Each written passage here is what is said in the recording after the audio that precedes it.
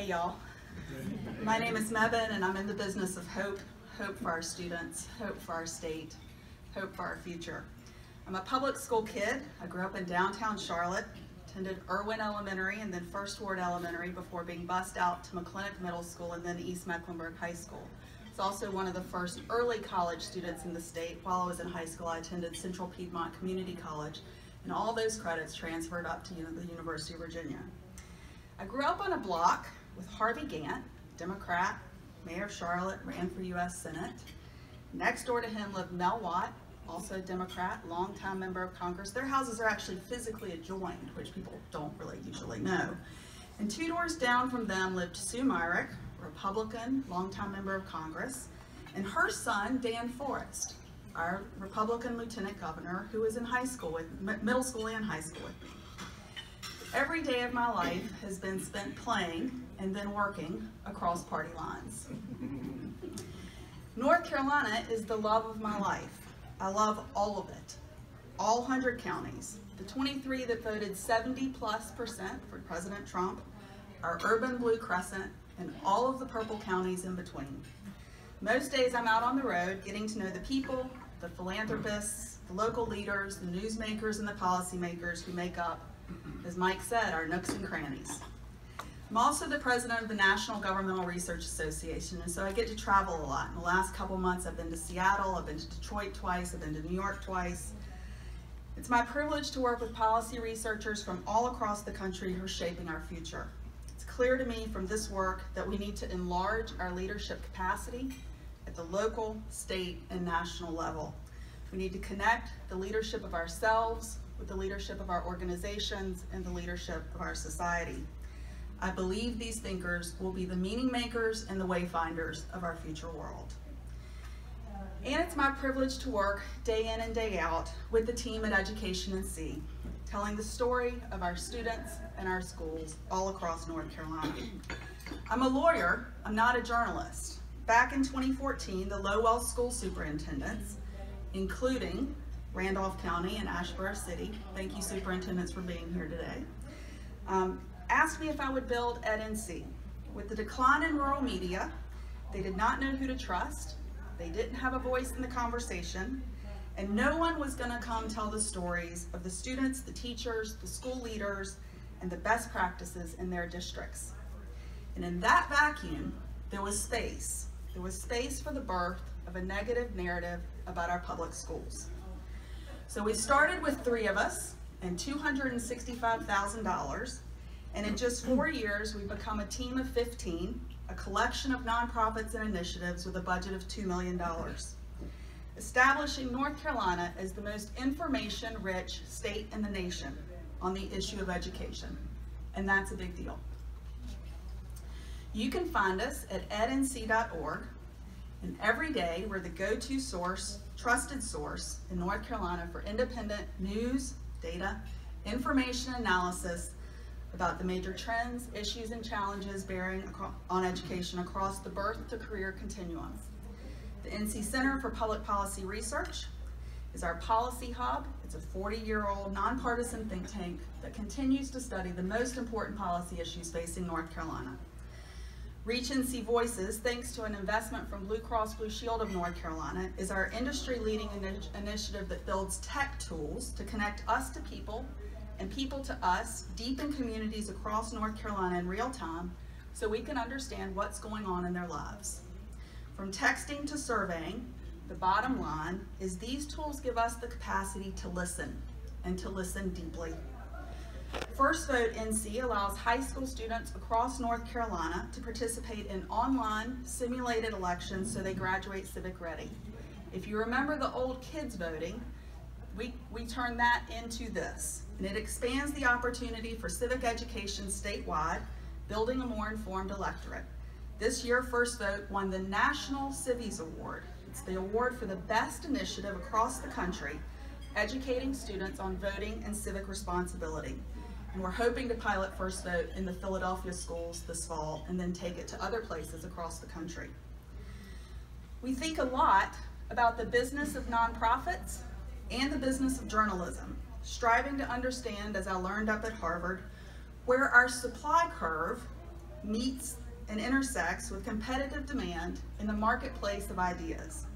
So we fear the status quo and we innovate constantly, daily. We excel at change management. Our strategies for acquiring new audiences, which included blitzing all 58 community colleges in 1 week last year, was featured and has been written up in Better News nationally. The scope of our work has not and will never be limited to education. From the beginning, we've said that you can't understand and cover education without covering poverty, healthcare, the economy, the urbanization of the state, and our future. You are the most important part of our work. Our work only matters if people consume, share, and use the information to go out and build a better world. We have more than 50,000 page views a month. We send out more than 100,000 emails each week. We reach a lot more people across the state on Twitter and Facebook. We are people first, we are audience first. I'd like to invite you to become part of what we call our architecture of participation. You can sign up for our daily digest or one of our other newsletters. You can email an article to a friend, post it on your Facebook page, tweet your reaction, take a survey, comment on an article, write an article, engage. That's what we need. So I was born a policy wonk, and the first time I read North Carolina Insight, the journal of the North Carolina Center for Public Policy Research, I was 10 years old. And in my double-digit preteen mind, the work we do was about building the perfect world. Something like how I imagined Atlantis, which I still thought existed somewhere out there off the coast of North Carolina. In the now 25 years that I've been doing this work, I've learned it's not about imagining Atlantis. It's about the public problems now in people's lives and communities across our state and our nation, and the hope our work engenders and empowers in expecting a better tomorrow. And that's where you come in. The motto of the elementary school I attended, Irwin Elementary in Charlotte, was living, loving, learning, together. After this year, I'd add leading to that. In December, I was in a middle school in Battleboro with community and state leaders. As the principal greeted us that morning and welcomed us to his school, the first thing he noted was that no drills were planned for the day and any alarms would be real. Think about that. Is that how you want our school day to start for our students and our teachers? That was just 1 month after the school shooting at Butler High School, just outside of Charlotte, which was the hardest day of my professional life. It's important to me for people to understand that the vigil that night after the shooting at Butler wasn't just for the student we lost and his family, or the student we failed and his family. It was for all of the students and all of the teachers who were trying to figure out how to screw up the courage to go back to school with a gunshot still ringing in their ears. The pastor at the vigil said, "We will tell a story as a school, as a community, as a city that will inspire people to believe in greater." So I've been asking this question across North Carolina. What's our greater? What's our greater on the issues of today, like school safety, where there's no one-size-fits-all solution because of everything from the local politics of a place to the physical design of the different schools that exist across the districts? But what's our greater on the issues of tomorrow? So here are a few things I'd like you to think about for 2019. The work of a commission called My Future NC. North Carolina is one of just 5 states across the country without an attainment goal, but we're going to have one in 2019. My Future NC held 9 listening sessions across North Carolina last year with focus groups and additional meetings of the full commission, and on February 20th, we're going to roll out an attainment goal for North Carolina that hopefully will pave the way for students to have a pathway to a meaningful living wage to support a family going forward. As part of the My Future NC process, Anita Brown Graham, who you may have heard of, she used to be with the Institute of Emerging Issues, she's now with NC Impact at the School of Government, identified bright spots along with our team to educate and train workers all across North Carolina. You can see this important body of work, including videos on all 10 bright spots across the state, on our website. Anita's got a new show on UNC TV to highlight these bright spots, and I'd encourage you to take a look.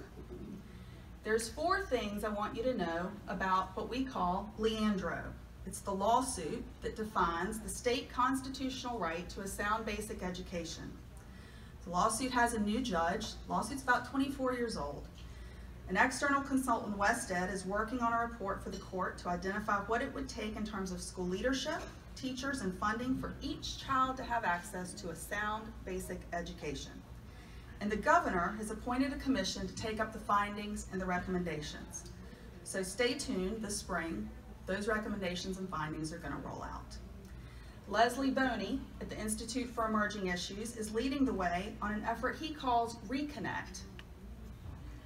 There are going to be 6 forums, 4 locations over 3 years. The next Reconnect is on February 11th in Raleigh. And I hope you will join IAI on their journey to leverage interconnections across people, place, and prosperity to build a greater North Carolina. The next session on the 11th is about rural and urban connections, and I hope you'll join us. The 2020 elections matter. It's a 10-year election, and I want you to remember what we call the 4 M's. The party that wins the majority will draw the maps, raise the money, and build momentum. Jeremy Anderson, the president of Education Commission of the States, told us earlier this year in his work across the nation that he's noticed that in states where leaps and bounds are being made, leaders have found ways to work across difference. It's a simple litmus test, he says. Can the people who can move this policy meet for coffee, even if they disagree, and talk through some of the differences? In all the miles I traveled last year, it was tens of thousands of miles across our state, I looked around to see if people were having coffee. Not so much, y'all, especially if it involves people who don't look like us or think like us. There are a lot of lines that can divide us. Race and ethnicity, to be sure, but also sexual orientation, rich and poor, old and young, urban and rural, conservative and liberal, Tar Heels and not from here's. Rob Webb with the Duke Endowment challenges us not to normalize division. And all of us need to weave that concept into our work going forward. Let's don't do anything that normalizes division if we want to build healthy, thriving communities for the future. I like talking to people. You can see that. One of my favorite days last year, I had coffee with Andrea Dillon in the morning. You might know her as Lady Liberty. She's a conservative parent blogger. And I ended the day having a drink with Tom Lambeth, a liberal philanthropist. I listened a lot and I learned a lot, and I hope you'll try it. So let's talk about governance when it comes to education, because we've got a hot mess on our hands. We have a governor, governor's education cabinet, the legislature, UNC president and board of governors, 17 campuses, each with a chancellor and board of trustees, the president and state board of community colleges with 58 community colleges, each with their own president and board of trustees, superintendent of public instruction, department of public instruction, chair of a state board of education, state board of education, 115 school boards for 115 districts, 115 superintendents, 185 charter schools, 2 virtual schools, and 100 county commissions that fund local education. Who's in charge? When it's not clear who's in charge, it is also not clear who is accountable. So I encourage people to think about what they would like the governance of education to look like in North Carolina. I met a miracle this year. I'll show you in a little bit of video about her. We were working on a research project on chronic absenteeism, and our qualitative and quantitative research pointed to all the things you might guess about why kids don't go to school. Parental engagement, transportation, healthcare. But based on my interactions with the students and in the schools, it seemed to me something was off. So we decided to canvass the neighborhoods, to just literally walk the neighborhoods and talk to folks. So I'm walking around this neighborhood called Mobile City in Edgecombe County, and because you can't make this stuff up, out comes a student named Miracle. Miracle attends Phillips Middle School in Edgecombe County, and Miracle walked and talk to us, introducing us to our neighbors. We talked a lot about why kids don't go to school, what they like and don't like about school, literacy, why relationships matter. Miracle identified 4 reasons kids don't go to school. It's boring, it's a lot of work, kids don't like to use their brains, and they get picked on. That's not the list our research on chronic absenteeism came up with, but it's a real list that begs for a completely different set of interventions. I learned this year that it is possible and probable that students can and should and will lead the way in helping us think about what schools should look like, both now and in the future.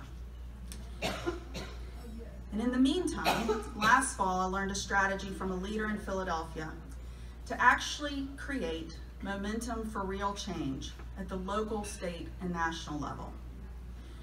So as you think about the public problems facing you here, think about testing the assumptions about the nature of the problems, creating learning environments that are safe and challenging in our organizations and our communities, building relationships that breed trust and collaboration, examining problems from a range of diverse and inclusive perspectives, and using data and creativity to cultivate and drive innovation. The issues we face are too big for one leader, one organization. This, our students, our state, our future, it's in all of us. So you, people of North Carolina, you are our greater, and we need you all to help us lead the way.